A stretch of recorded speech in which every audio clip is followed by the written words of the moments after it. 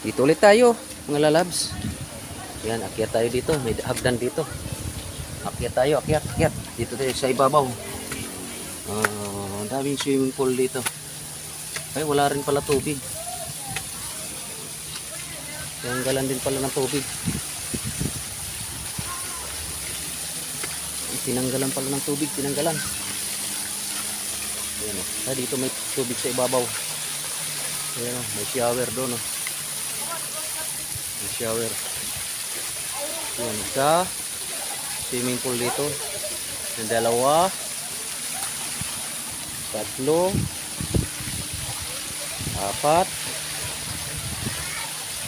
5. Ang tubig dito, dagat din. Akala ko ang tubig dito is matabang. Hindi. Galing din sa dagat to. Nakapump lang pala.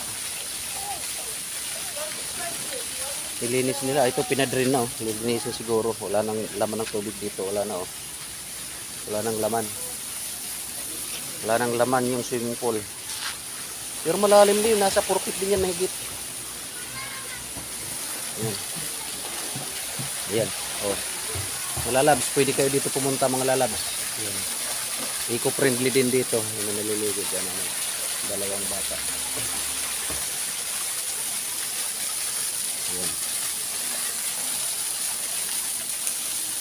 Dito naman sa may bandang baba may tubig. Ayan, may naliligo pa. Oh.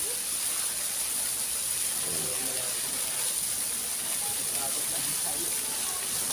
Diba? Maganda.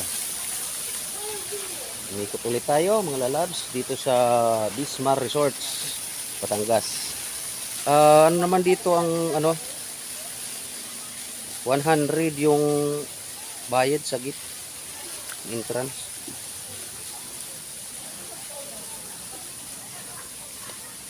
Ito. Pero maganda rito.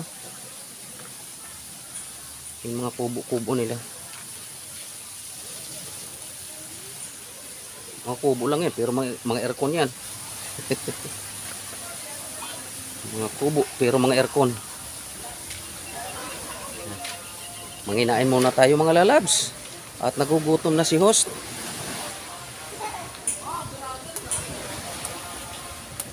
Gugutom na si host.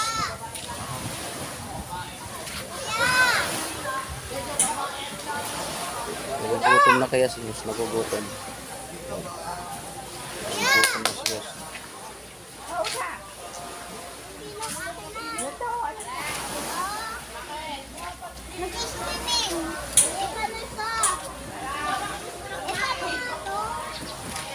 Ito ang namin bahay na tinitirhan. Oh, tingnan mo, ang ganda nun, oh.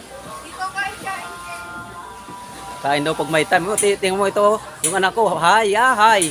Kala mo kanyang bahay, oh. Ganda ng pwesto.